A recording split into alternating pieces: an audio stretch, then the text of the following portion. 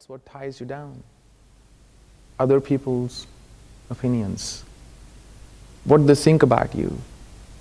From school to all the way further up. At school you get the report cards, at job you have these performance appraisals. At home you're waiting for the partner to say, yes, thank you, you're doing good. Just waiting for 3 or 4 lines for somebody to utter that thank you for doing all that you're doing for me. That I'm grateful to you. Just to hear those few words so you can feel good. There is this endless work. You have the weekends off, but there is hardly any time off. Busy on other things. There was a young monk.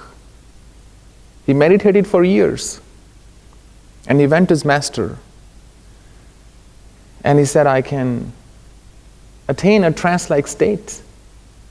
I can feel pretty good when I meditate. But when I go out in the world, I'm still bothered by what people tell me.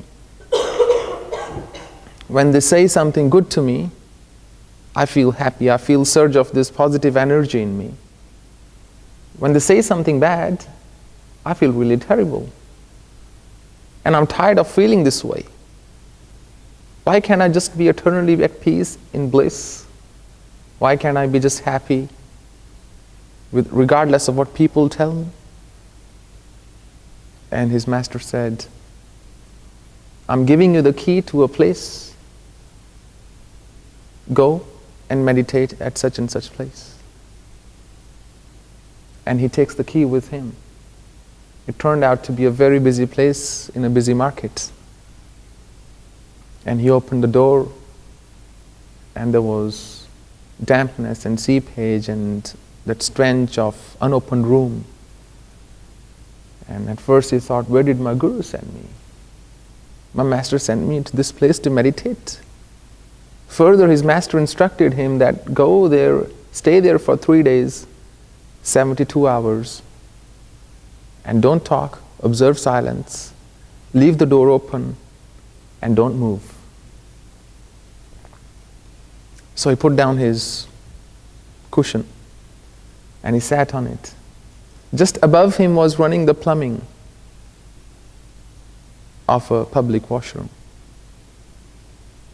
And every so often, every few minutes, he would hear the sound of flushing. And he got really worried because it was slightly leaking, dripping.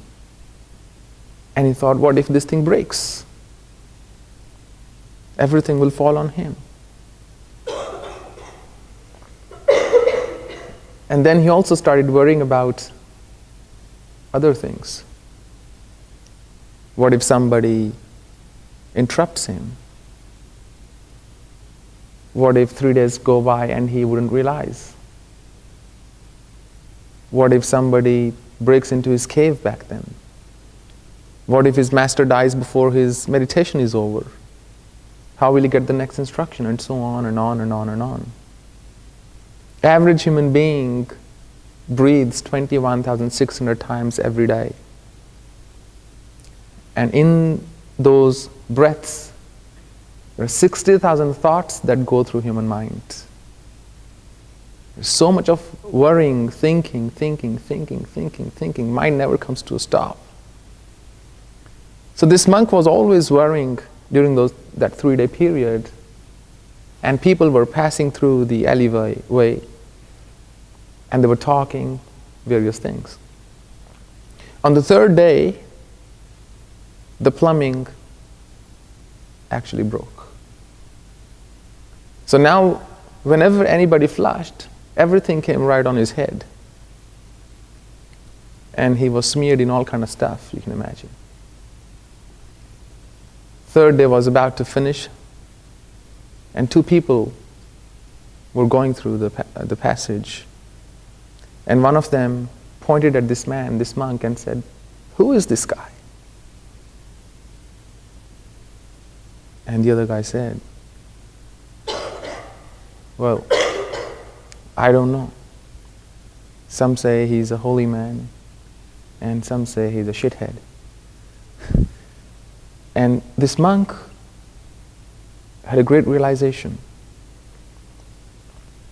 that everybody who's got a brain, which is everybody, will have an opinion about this guy. It can either be good or it can be bad. If it is neutral, people won't talk about it anyway. So even those who don't know you, who haven't got anything to do with you, who've never met you, they will have an opinion. We inhale air, it goes inside. On its way out, it hits various parts of the mouth, and that produces sound. If you look at the mechanics of sound, it's nothing. If you like that sound, you feel good. If we don't like that sound, we feel bad. That's all there is. And if you look at the lives of most around you, or even if we reflect on our own lives, we find that it is always around people's opinions that our life revolves unnecessarily. Somebody telling us you're good, we feel good. Somebody telling us you're bad, and we start to work on certain improvements, even though we may not believe that person. When Edison could not make the electric bulb, and he failed more than 1,000 attempts, he held a press conference to show his latest model. It was really symbolic, because in the press conference they asked him, "How are you so sure that you'll ever get to make an electric bulb? You failed 1,000 times. He said, "That's exactly the reason. I haven't failed 1,000 times. I now know 1,000 ways of not making a bulb." Do you know 1,000 ways of not making a bulb? And it's symbolic because after that conference, the bulb he demonstrated was the bulb that actually made this company called General Electric. But if we listen to people, nobody will fund you for failing 1,000 times. Ultimately, you have to learn to listen to yourself. And that is the greatest voice you can ever hear. But you can't listen to yourself unless you stop. When you're running fast, you're automatically panting and puffing, you're gasping for breath. But when you stop, when you come to a halt, then you start to see the real picture.